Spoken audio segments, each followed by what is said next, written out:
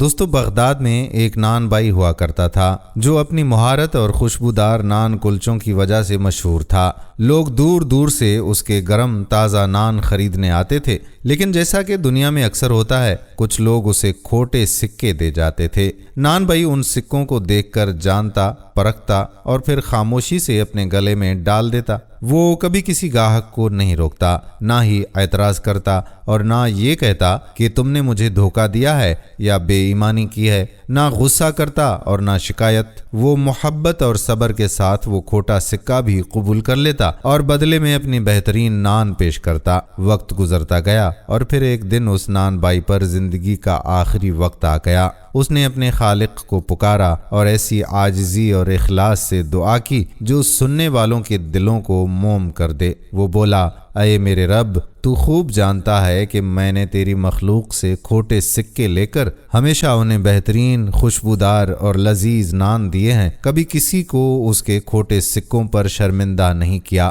آج میں تیرے حضور آیا ہوں اور میری جھولی میں وہ عبادت نہیں ہے جو تیرے شایان شان ہو۔ میرے اعمال میں بھی کھوٹ اور کمی ہے۔ میری یہ عاجزانہ درخواست ہے کہ جیسے میں نے تیرے بندوں کو معاف کیا، ان کے کھوٹے سکے قبول کیے، ویسے ہی تو میری کھوٹی اور ناقص عبادات قبول فرما لے۔ کہا جاتا ہے کہ ایک بزرگ نے اس نان بائی کو خواب میں دیکھا۔ وہ بلند مقام پر فائز تھا اور اللہ کی رحمت کے سائے میں تھا۔ رب العزت نے اس کے ساتھ ویسا ہی سلوک کیا جیسا اس نے امید رکھی تھی۔ دوستو، دوسروں کی خطائیں معاف کرنا، ان کی کمیوں کو قبول کرنا اور نرمی اور محبت کے ساتھ پیش آنا نہ صرف دنیا میں سکون کا سبب بنتا ہے بلکہ آخرت میں بھی اللہ کی رحمت اور بخشش کا ذریعہ بن سکتا ہے۔ نان بائی کے کھوٹے سکے قبول کرنے کا جذبہ ہمارے لیے عظیم سبق ہے کہ ہم بھی دوسروں کی خامیوں کو قبول کریں اور ان کے ساتھ احسان کا برتاؤ کریں۔